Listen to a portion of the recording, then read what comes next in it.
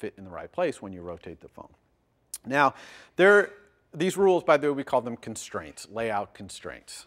So that when I use the word constraints, that's what I'm talking about, the rules for how to set the frames of all these views.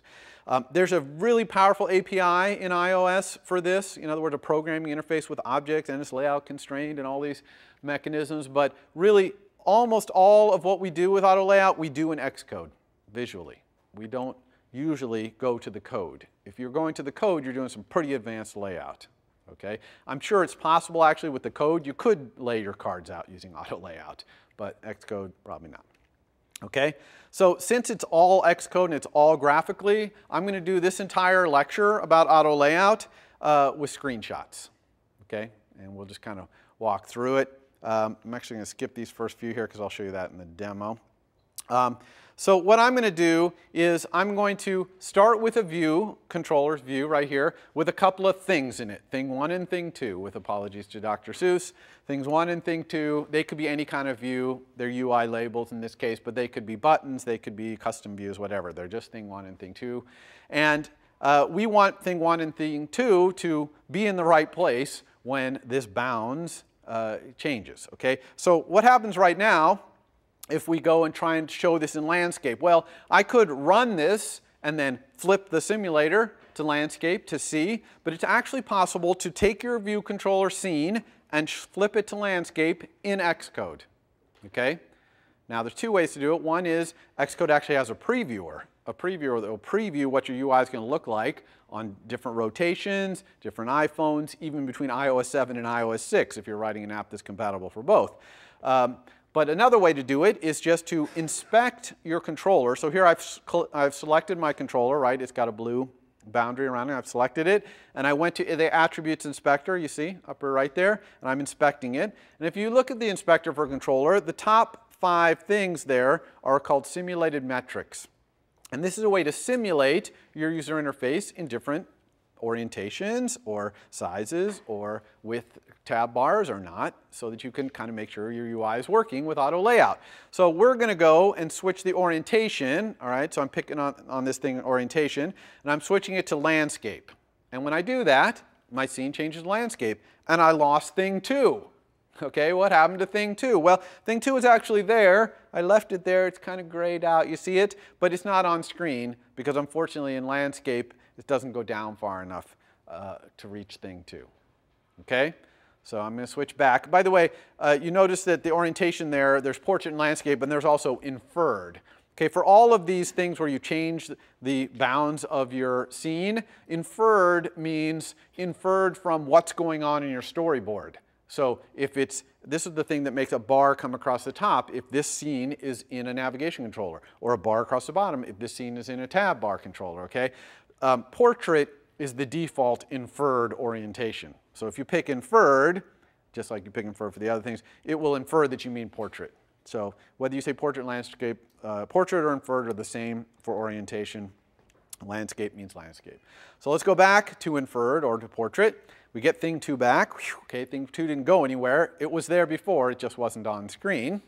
So I want to put thing 1 and thing 2 in better places. They're kind of in random places. I want to put them in places where I can have a rule that says where they are. And then what I'm going to do is I'm going to put thing 1 in the upper left corner, and I'm going to put thing 2 in the lower right corner. And I always want thing 1 and thing 2 to stay in those corners, no matter where those corners move.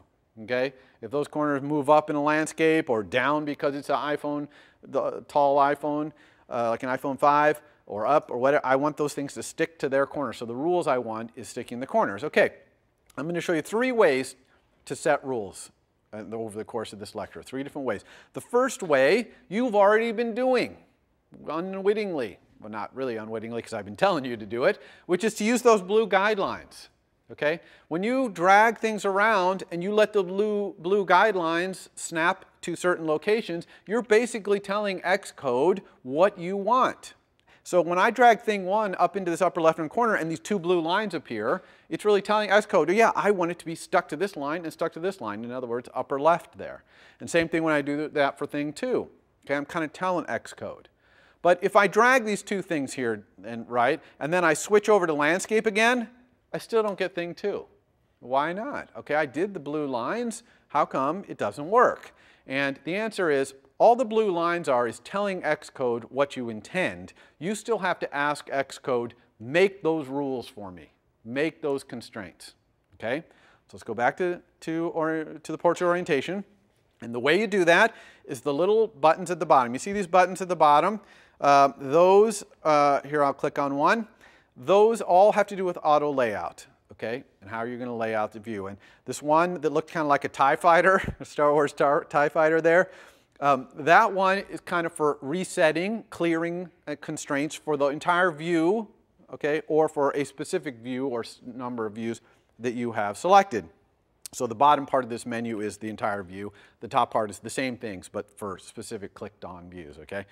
So we'll go through a few of these things, but one really cool one is reset to suggested constraints, okay? Suggested constraints means Xcode is going to suggest to you the best constraints, the best rules, and it's only going to be very good at that if you use the blue guidelines. Because if you don't use the blue guidelines, it doesn't really know what to suggest. It'll suggest something, but it's not going to be good, as we'll see.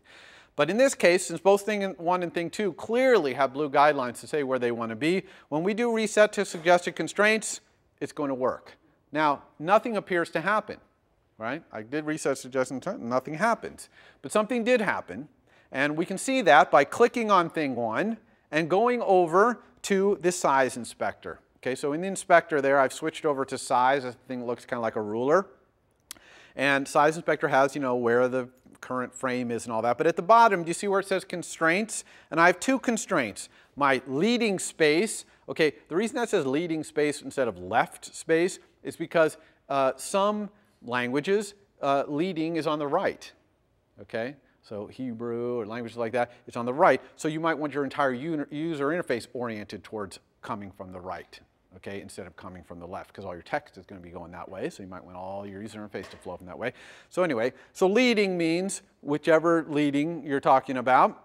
And I want the leading space to be tied to my super view, the edge of my super view, by some fixed amount. And that fixed amount is default. Default, okay? It's not a magic number, it's default. It's by the system. The system decides what that default amount is. And then you can see my top space is also tied to my super view's top edge with the default space. So those two constraints determine exactly where thing 1's going to be. Now what about thing 1's size? Okay? Is thing 1 always going to be exactly the width it is right now? No. Thing 1, like all labels and buttons, it has what's called an intrinsic size. Okay? That's the size that its text demands that it be. And that could change. If you change the text in thing 1, it needs to be wider or could be shorter if you change it to something shorter. And so it will change its size as you change its text, okay? Because you haven't put a constraint on its size. If you put a constraint on its size, it would then be stuck to that size, and that is bad. We do not put size constraints generally on intrinsically sizable items like labels and buttons. And I'm going to show you, hopefully if we have time in the demo, why that's bad, okay? So anyway, thing 1 only has those two constraints, but those two constraints completely determine thing 1's location, no matter what the super view does. Same thing with thing 2, bottom space and the trailing space, okay? So now let's go look in landscape. I'm going to switch over to landscape and see what happens.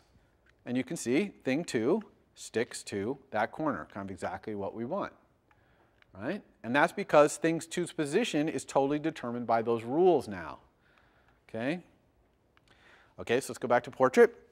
So I'm going to put a bad thing in there, okay? So this bad thing is going to show you bad things that can happen.